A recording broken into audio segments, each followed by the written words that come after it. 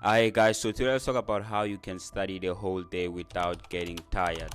I often hear people saying, blessing, whenever I study I feel so sleepy, or whenever I study I can't remember anything I've studied after then. So today I'm going to be giving you tips on how you can increase your intensity of focus when you're studying so that you can retain more information and you can feel more motivated to study. So make sure that you watch till the end because tip number 5 is my personal favorite and I feel like it's a game changer. So tip number 1 is preparing yourself mentally for that big day. So what I usually do is I'll prepare myself well in advance, days in advance, that okay, cool, Saturday I'm gonna pull an 8-hour study session.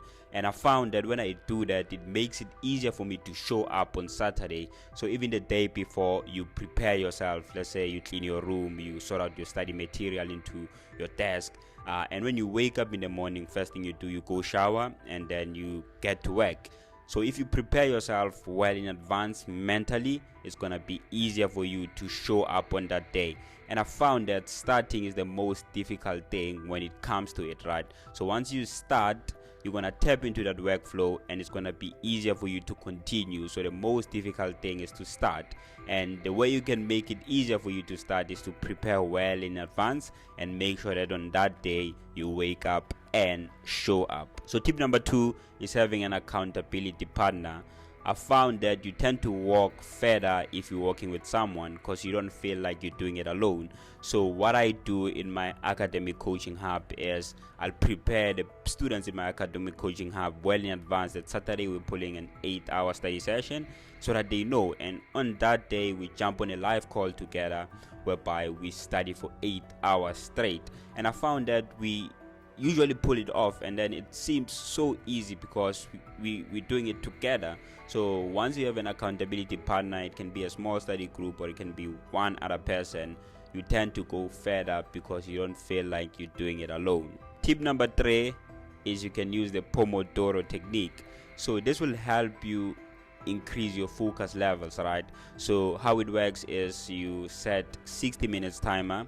That's your focus session. You sit down and you make sure you study for 60 minutes straight, and then after the 60 minutes you set a 5 minutes timer whereby you take a break, right? You can do something fun. You can either take a walk, you can stretch and just move so that you are awake and you're ready for the next session. And by the time the next session starts, the next 60 minutes focus session, you'll realize that your focus level will be a bit up.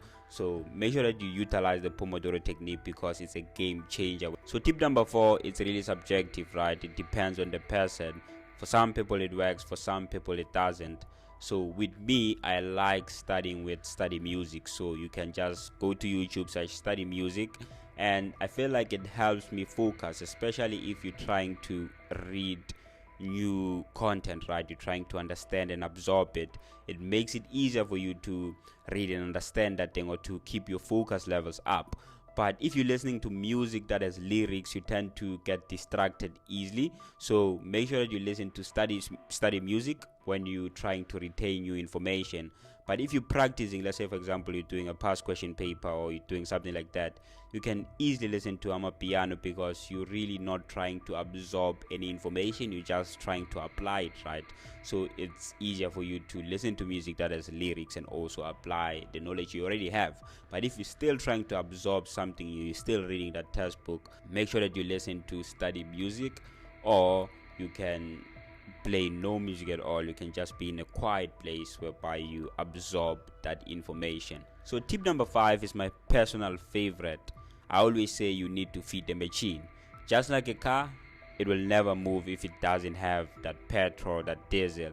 So you also need to feed the machine. By machine I mean your body. So make sure that you don't skip a meal, right? Wake up in the morning, eat that breakfast. It doesn't need to be heavy, but make sure that you eat that breakfast, eat that lunch, eat that dinner, because I found that it's so much difficult to focus if you're hungry. So much difficult to focus if you're hungry. So make sure that you eat those meals and you never skip a meal.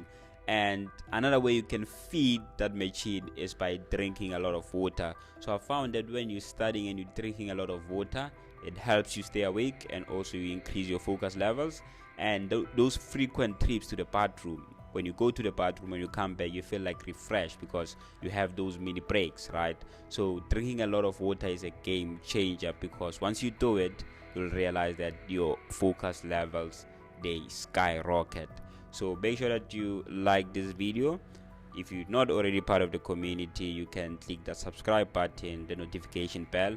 Drop a comment if you have any question. You can also drop a comment if you have any specific topic that you want me to cover. And if you'd like to join my academic coaching hub, whereby I host live workshops, giving practical study tips, helping my students build effective study timetables, effective revision timetables, and also whereby they can jump on a call with me each day, study with me while I'm sharing study hacks that will increase their focus levels, their intensity of focus when studying.